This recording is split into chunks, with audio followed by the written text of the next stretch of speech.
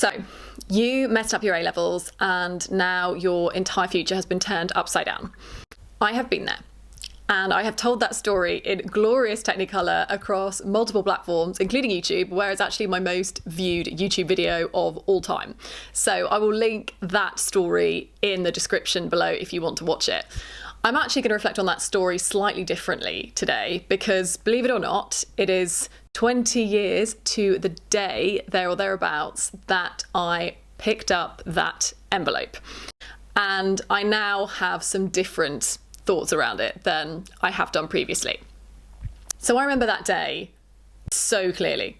I think when you have a trauma like that, the details stick in your mind more than innocuous events. So I remember going to collect my envelope from school, and I went with my then boyfriend so that we could open them together and be happy together. And we went and got the results, and we brought our envelopes out unopened into the car park, and he opened his first and he got what he wanted, and he got to go to his dream university, which was Leeds, and he was studying his dream course and he was super happy. And then it was my turn to open my envelope, and I knew that I had not done well in these exams. There was some glimmer of hope that other people had convinced me of, because everybody tells you when you come out of an exam and you said it went terribly, everyone says, oh no, I'm sure you did better than you thought you did. And that kind of festers in your mind a little bit, annoyingly. But I knew that I hadn't done well. There were a lot of questions I just hadn't answered, but I was not prepared for the magnitude of the disaster. So I open my envelope and it reads CDEE, which is worse than I expected. And I don't think it quite sunk in straight away, but it sure as hell did when I told my parents. And as you'll know if you know the story, that situation actually got turned around very quickly, and within 24 hours pretty much I was back going to the university that I wanted to go to, on the way to doing the course that I originally wanted to do. If you want to hear how I did that, you'll need to watch a video.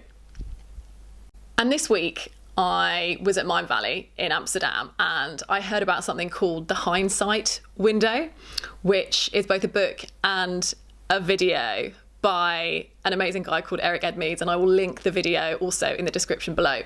But the concept of the hindsight window is essentially that the hindsight window is this window of time between what you perceive to be a bad or traumatic event and the period of time whereby you look at the event positively and see it as a good thing. And the longer that period of time, the longer you live with resentment and frustration and sadness around that event before you turn it into a positive, the unhappier you are. And by converse, the shorter that period of time, the happier you are, because the more frustrated and resentful you are about the past, the more fear and uncertainty you have around your future. But the more at peace you are with your past and the more positives you find in that, the more faith you have in your future, which makes perfect sense. And that's almost certainly why I don't have a lot of frustration and resentment around my A-level results, because I turned that situation around so quickly that that window was literally a day. My hindsight window was a day. So I know you're thinking, okay, great, you managed to turn that situation around, but what if you can't? What if you can't physically turn that situation around quickly? And the answer is you can turn it around quickly. Maybe not physically, but mentally. So let's imagine for a second that I had not been able to physically turn that situation around. And those were my grades. I was not going to my dream university, and I was not going to study the course that I wanted to study. I would have been mourning or grieving the loss of a future that I hoped to live. And there's a really easy way to not grieve that. And it's called, it never actually happened. That future only ever existed inside my own imagination. And that's a really important thing to recognise, because the mind's power to believe its own imagination is An incredibly useful tool that we're going to talk about in another video at some point. However, today we're focusing on the fact that the mind has an ability to attach to things which only live inside its imagination. And once you realise that, you can detach from it. So think for a second about how you came up with that future for yourself. You came up with it probably because of what you enjoyed studying at school, what your teachers told you, maybe some influence from your parents, your friends, maybe some stuff that you'd seen on the internet. And you formed the basis of a future that you think that you would like to live, or you thought that you would like to live. And that's because the brain is essentially like a computer. It takes data that it's been fed, it processes that data, and it spits stuff out. But is that how the future is actually constructed in reality? No. No, it isn't. Let's take the example of my life. So could I have known when I opened that envelope that I was going to go on and become a lawyer? Absolutely not. I didn't even know what lawyers did at that point. I don't think I'd ever met a lawyer. So that information was not in my brain for it to form a vision out of it. And similarly, could I have ever imagined when I opened that envelope that I was going to have nearly 150,000 followers across social media platforms? No, because social media didn't exist and therefore platforms didn't exist.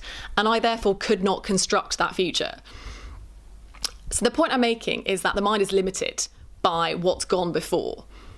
And that isn't actually how futures manifest. So the reality is that future that you have envisioned for yourself was never realistically going to materialize like that anyway. So you haven't really lost anything. I know this feels tough to process right now, but your future is going to be better than you can possibly imagine. Literally, factually, your mind cannot process accurately what is going to happen to you in the future. This has nothing to do with faith or religion or spirituality. All of those things are important and have a place here if you subscribe to those things. But this is fact. Your brain cannot accurately predict what is going to happen in the future. So don't dwell too hard on what it's come up with for you so far. Instead of dwelling on that, focus on closing that hindsight window. Turn around that mindset real quick because it's going to be okay. It's going to be better than okay, in fact. So despite me going through all of that, I know that for some of you, it's going to be too early to process a lot of that stuff, and that's totally fine. And it's totally okay to be in that moment and to feel those emotions, but just try not to get too bogged down in them for too long. For those of you who are still feeling stressed, worried, anxious, and are still in that window of time, I'm going to do a live on TikTok on Friday evening at 7 p.m. My TikTok handle is @TheTikTokLawyer, so come over and join us and we can have an open and non-judgmental chat about what's going on, and I will answer as many questions as I can about careers, about anything that you want. So head on over at 7 p.m. on Friday. Until then, please don't stress too much. You're going to figure it out. Okay?